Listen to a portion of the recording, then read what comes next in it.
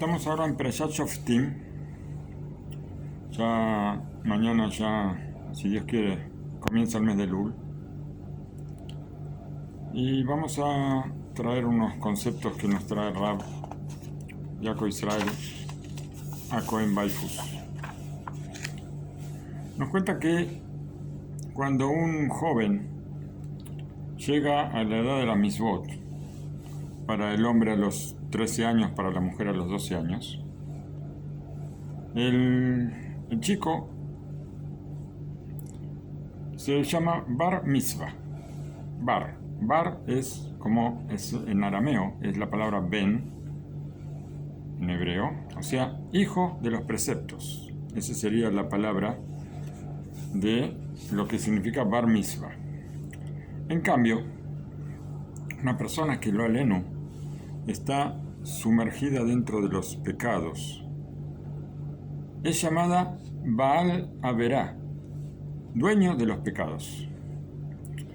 Y necesitamos entender cuál es la esencia de esta diferencia. Y porque tanto el Bar Mitzvah, que es el hijo, tanto el Baal, el dueño, nos muestran una relación, una posesión.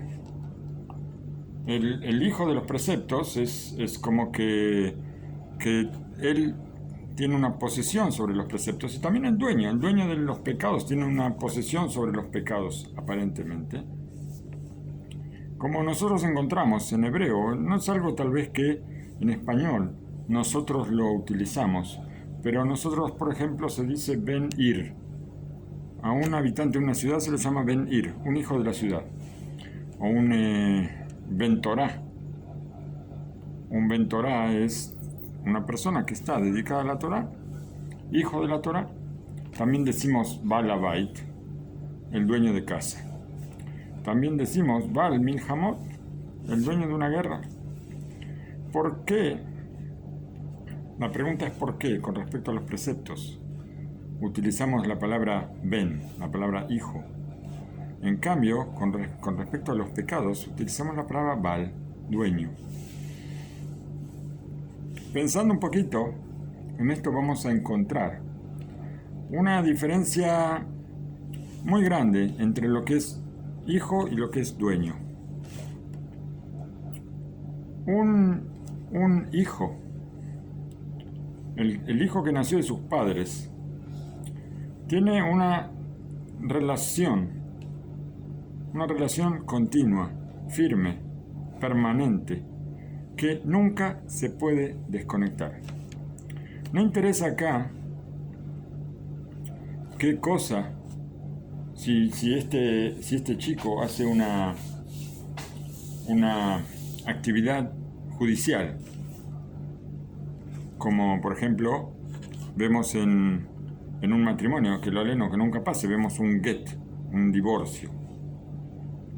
Vamos a suponer que el hijo se aleja de los padres o desaparece, se va a quién sabe dónde. Siempre va a ser el hijo, siempre va a ser el hijo de sus padres, de su padre y su madre. En cambio, la relación que se forma en un matrimonio, por ejemplo, entre el esposo y la mujer,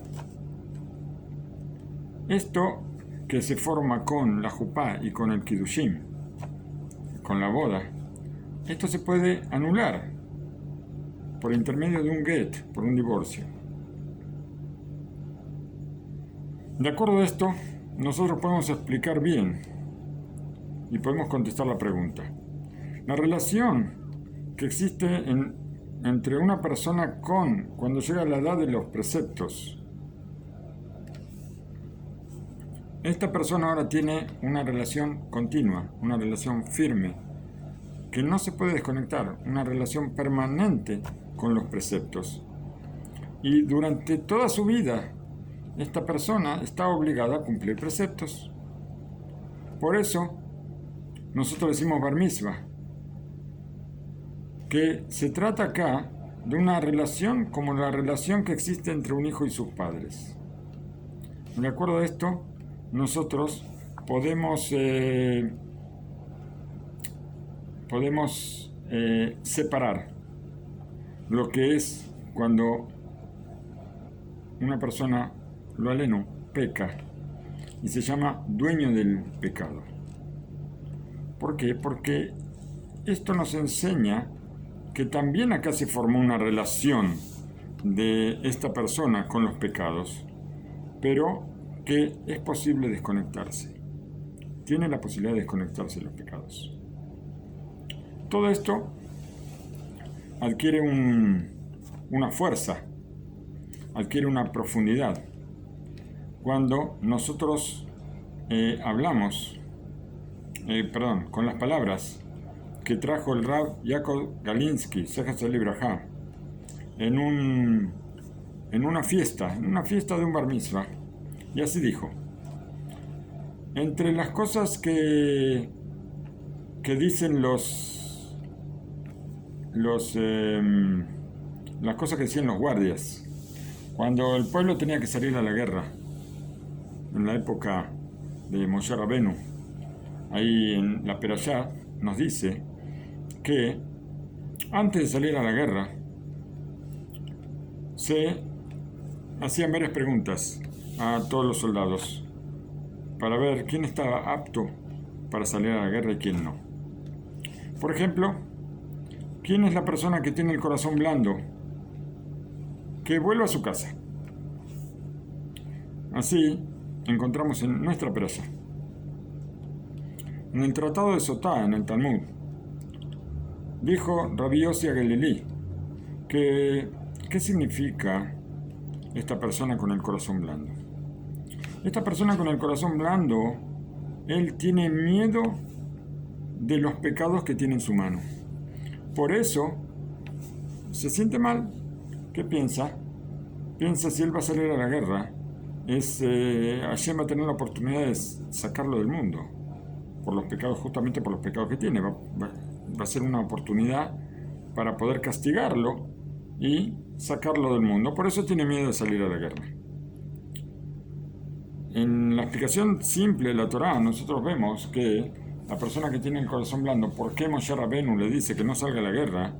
¿Por qué? Porque esta persona va a provocar un estado general de miedo, de temor en todos los soldados. O sea, esta persona no sirve para formar parte de un ejército. Pero nuestros sabios dicen otra cosa: esta persona tiene miedo a sus pecados y entonces mejor que vuelva a su casa. Como ejemplo de un pecado por el cual los soldados tenían que volver a su casa, nosotros encontramos, nuestros sabios trajeron el caso de la persona que habla entre el tefilín de la mano y el tefilín de la cabeza.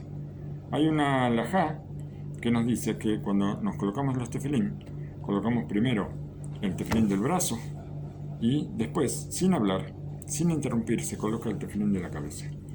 Sefaradim no dicen ninguna bendición entre uno y otro. Ashkenazim sí dicen una bendición, pero no se llama interrupción, aunque bendicen al brazo y a la cabeza. Pero no se puede hablar cosas que no tienen nada que ver con la postura de los tefilín. Y este pecado nos da una señal importante sobre lo que es la idea, la posición de la Torah, como vamos a explicar. Dicen nuestros sabios: si una persona viene y nos dice que existe sabiduría entre todos los pueblos, le creemos. Una persona viene y dice todos los pueblos tienen sabiduría, le creemos.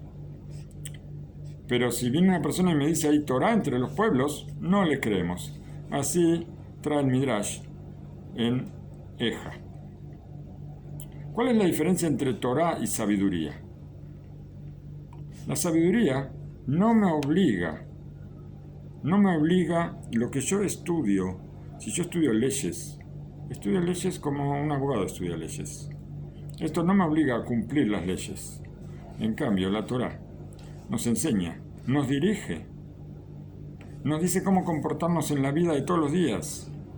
Lo que nosotros estudiamos en la Torah nos obliga a mejorar nuestras cualidades, nos obliga a un cambio, nos obliga a ser mejores personas. Entre los pueblos es posible encontrar personas sabias, muy estudiosas, que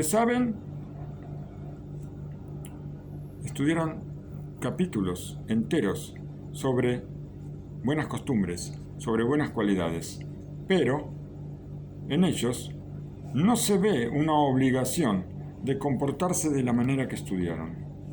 Esto es la sabiduría que tienen los pueblos. En la vida de la Torá no existe una situación como esa.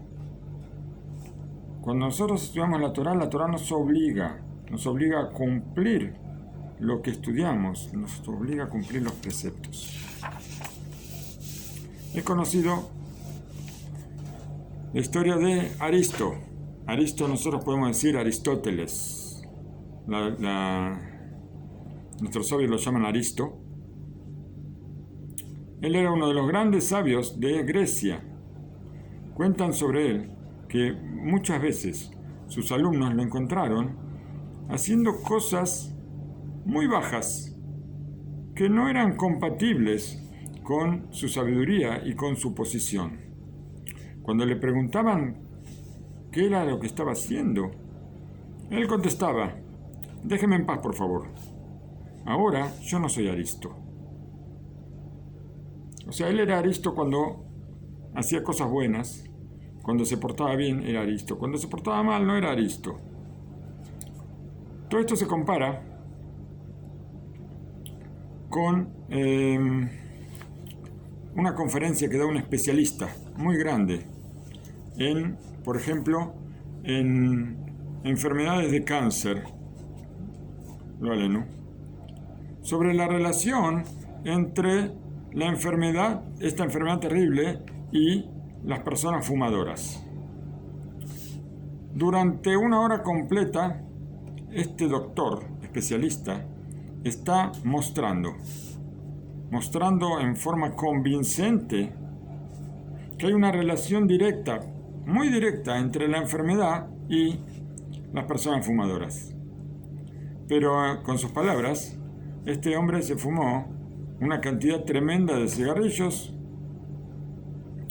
Sobre esto está dicho: si te vienen a decir que hay sabiduría entre los pueblos, créeles. Entre los sabios de Israel no existe la situación en que el comportamiento se contradice con las palabras que estudiamos. Porque la Torá no es una sabiduría simple, no es una simple sabiduría, no es una cosa no es una información.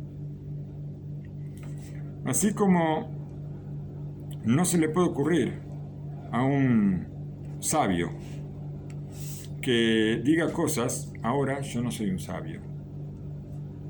Tampoco cada uno de nosotros, también cada uno de nosotros tiene que saber que la Torá nos obliga a nosotros en todo momento y en toda situación.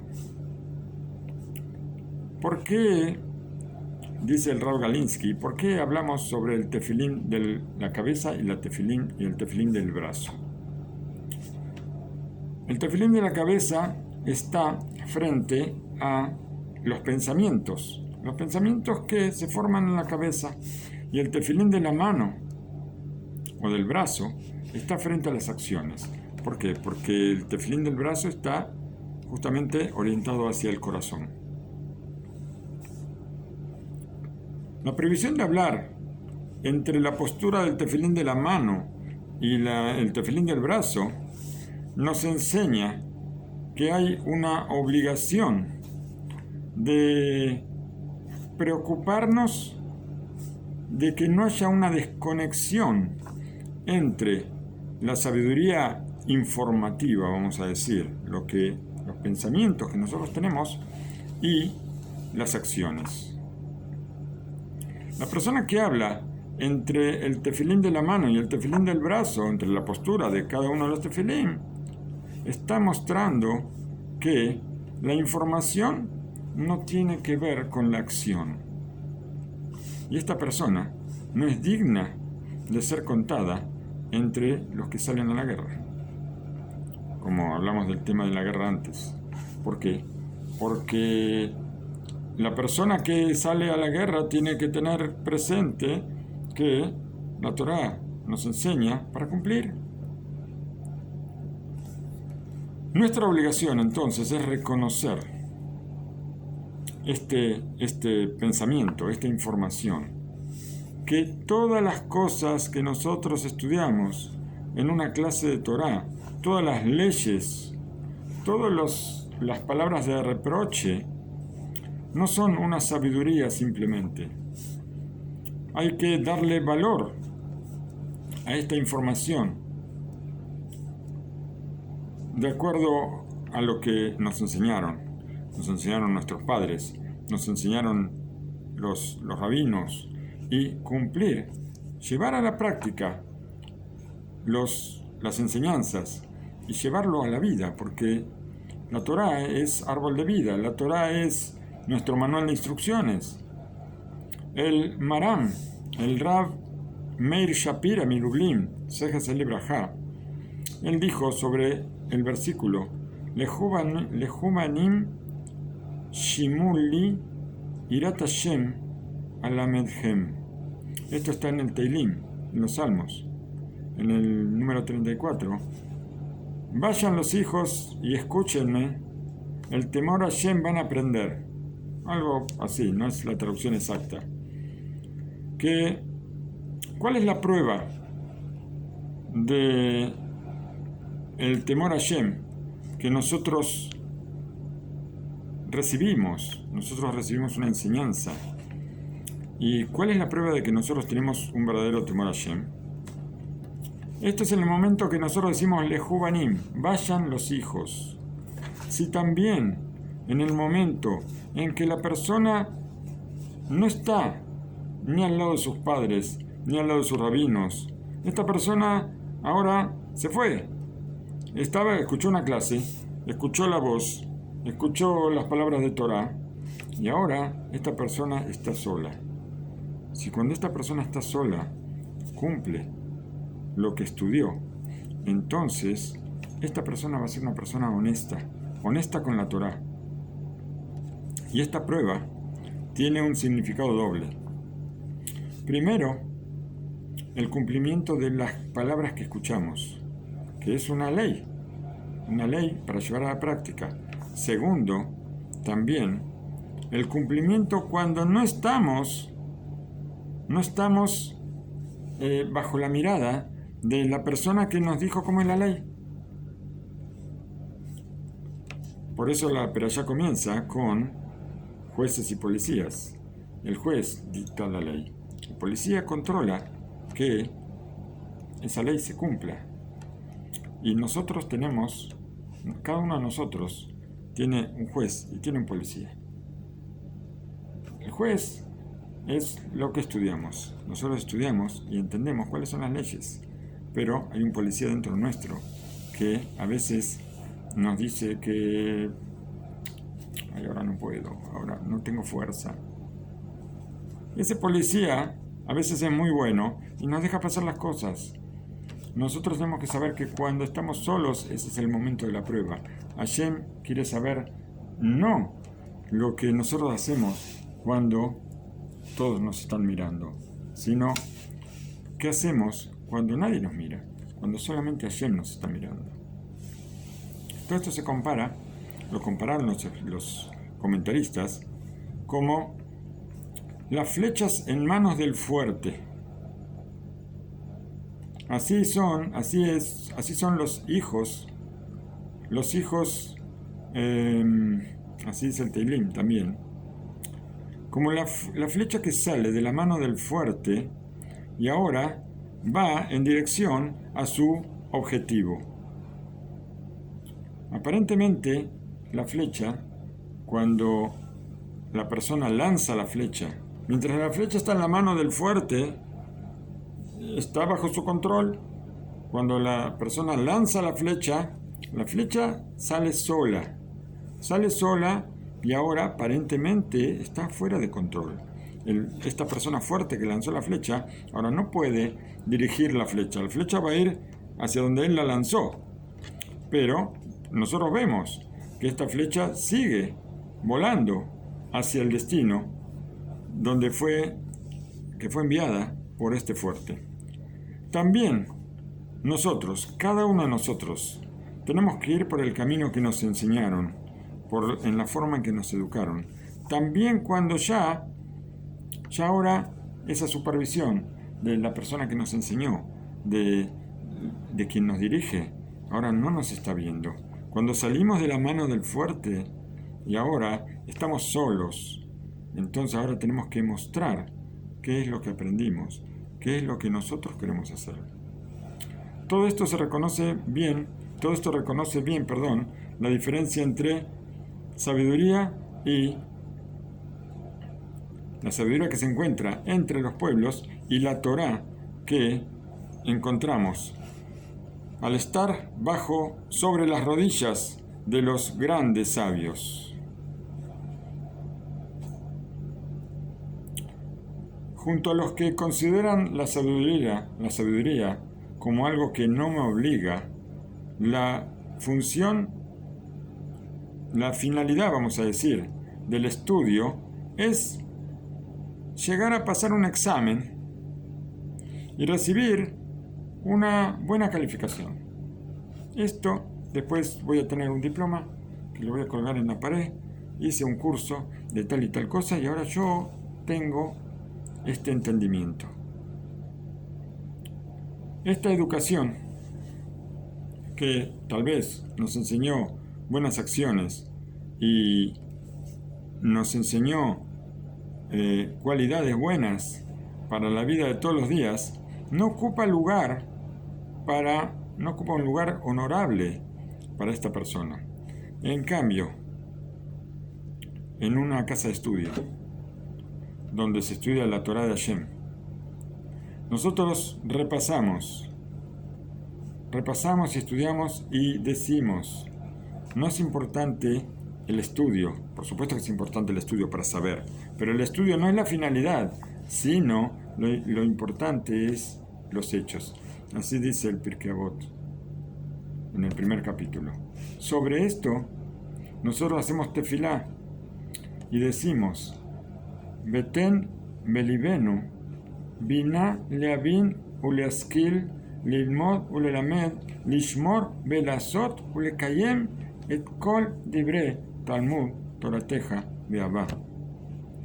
¿Qué decimos? ¿Qué pedimos? Que Hashem ponga en nuestro corazón, ponga entendimiento, ponga sabiduría, inteligencia para estudiar, para enseñar, para cuidar, para hacer y para cumplir todas estas palabras del estudio de tu Torah, Hashem, con amor.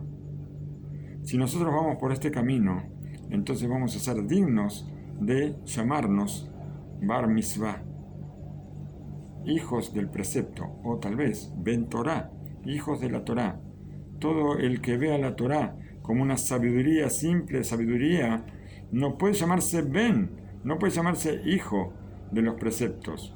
Que Hashem nos ayude a entender y ir por el camino correcto, por el camino de nuestra Sagrada Torah.